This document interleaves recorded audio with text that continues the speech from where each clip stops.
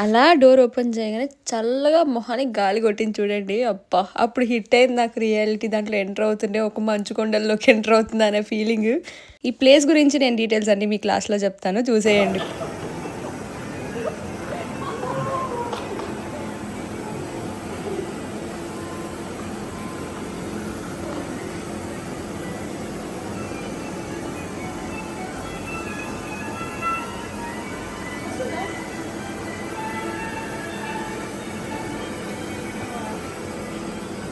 ఇది వచ్చేసి Swarovski crystal world. ఈ మ్యూజియంలో ఇదొక పార్ట్ అనమాట. స్నో థీమ్‌తో కట్టుంటారు మొత్తం క్రిస్టల్స్. స్వరోస్కి క్రిస్టల్స్‌తోనే క్రిస్మస్ ట్రీ అంతా చేశారు. లోపల వచ్చేసి -10 వాళ్ళు ఆల్రెడీ వార్న్ చేశారు. 3 మినిట్స్ కంటే ఎక్కువ ఉండకూడదని. జాకెట్స్ లేకపోతే అస్సలు ఉండలేము అక్కడ. కానీ లోపల ఎంటర్ అవ్వంగానే ఇది చిన్న వింటర్ వండర్‌ల్యాండ్ లాగా మనకుంటది. నాకైతే చాలా నచ్చేసింది. ఒకవేళ మీరు లాంగ్ వీడియో చూడాలి, ఇంట్రెస్టెడ్‌గా ఉన్నారు ఈ మ్యూజియం అంతా అంటే యూట్యూబ్‌లో లాంగ్ వీడియో చేసేసాను. ఒకసారి చూసేయండి.